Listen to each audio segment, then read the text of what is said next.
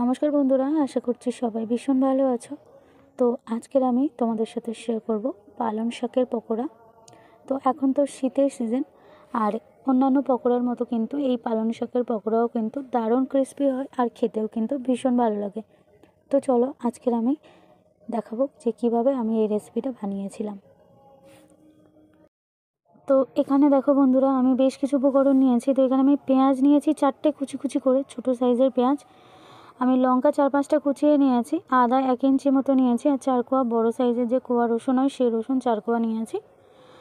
আর রসুন আর আদাটা আমি ভেজিটেবল চপারে চপড করে নেব, মানে কিমা মতো করে নেব। আর এদিকে দেখো যে পালং শাকটা আমি বেছে ধুয়ে জল ঝরিয়ে রেখেছিলাম, সেই পালং শাকটা আমি কুচি কুচি করে কেটে নিয়েছি। এবার আমি এই পালং শাকের মধ্যে দিয়ে দিলাম পরিমাণ মতো লবণ আর 1/4 চা চামচের মতো চিনি।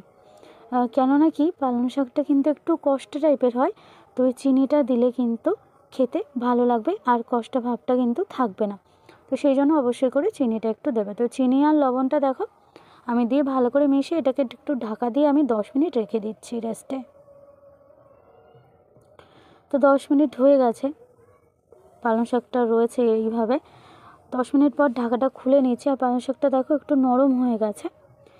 এবার আমি এই পালং শাকের মধ্যে বেশ কিছু উপকরণ অ্যাড করব। জল ওঠেনি, আমি একটু হাত দিয়ে দেখিয়ে দিচ্ছি, একটু নরম হয়ে গেছে, জল কিন্তু ওঠেনি।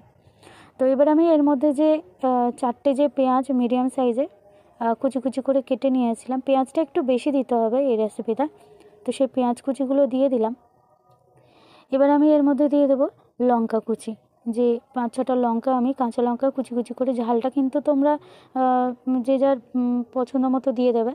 তো সেই লঙ্কা কুচিটা দিয়ে দিলাম, আর আদা আর রসুনের কিমাটা 1 টেবিল চামচ মতো দিয়ে দিলাম। এবার আমি এর মধ্যে দিয়ে দিলাম 1/2 চা চামচের মতো গোটা জিরা, আর দিয়ে দিচ্ছি 1/4 চা চামচের মতো এখানে গুঁড়ো জিরার গুঁড়ো, মানে জিরা যে গুঁড়ো বাজারে কিনতে পাওয়া যায় সেই নর্মাল জিরা গুঁড়ো।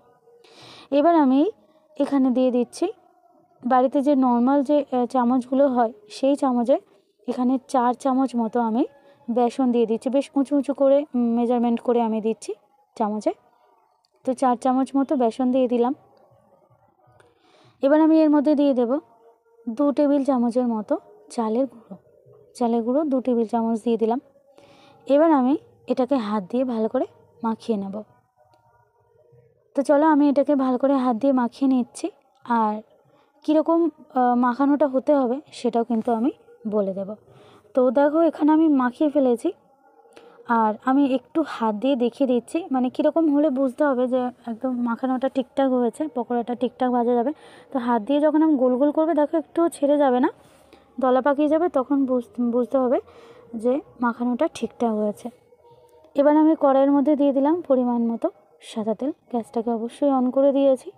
আর এবার আমি ভালো করে তেলটাকে গরম করে নিয়েছি, তবে এই নয় যে খুব হাই হিট করে নিতে হবে, তাহলে কিন্তু ভেতর থেকে সেদ্ধ হবে না, কাঁচা থেকে যাবে, আর উপরে পালং শাকের পকোড়ার রঙ এসে যাবে।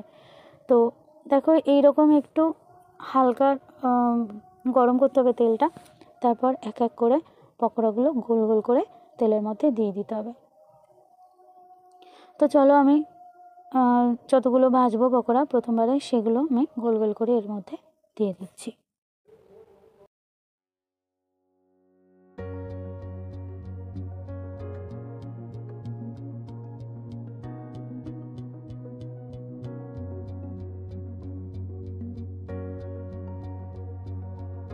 তো বন্ধুরা আমি বেশ কয়েকটা কিন্তু এর মধ্যে দিয়ে দিয়েছিলাম, আর এবার আমি উল্টে পাল্টে মিডিয়ামে রেখে আঁচটা পকোড়াগুলো ভালো করে সুন্দর করে কালার করে ভেজে ফেলছি। আর এটা ভাজতে প্রায় 2 থেকে 2.5 মিনিট মতো সময় লাগবে।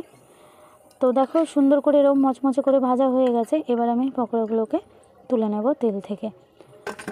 তো চলো এক এক করে সমস্ত পকোড়াগুলো তেল থেকে তুলে নিচ্ছি। আর এই পকোড়াটা ভাজতে একদম কম তেল লাগে, মানে একদম তেলটা এর মধ্যে থাকেই না বললে চলে পকোড়াটা ভেজে তুলে নেওয়ার পর।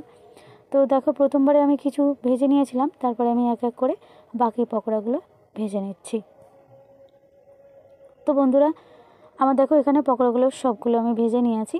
আর এটা আমি সন্ধ্যাবেলা স্ন্যাক্সের জন্য বানিয়েছিলাম, রাতেও খেয়েছিলাম ডালের সাথে। তো চলো আজকের আমার এই রেসিপি এই পর্যন্ত বন্ধুরা। আবার আসবো আরও একটা এরকম নতুন রেসিপি নিয়ে তোমাদের সাথে শেয়ার করার জন্য। আর একটা রিকোয়েস্ট রইলো, তোমরা প্লিজ আমাকে সবাই একটু সাপোর্ট করো যাতে আমার চ্যানেলটাকে আমি একটু দাঁড় করাতে পারি। তো আজ এই পর্যন্ত বন্ধুরা, আবার আসছি আরও একটা নতুন রেসিপি নিয়ে। আর রেসিপি যদি ভালো লেগে থাকে তাহলে প্লিজ একটা ছোট্ট করে লাইক করে দেবে আর একটা কমেন্ট করবে। তো চলো, সবাইকে টাটা।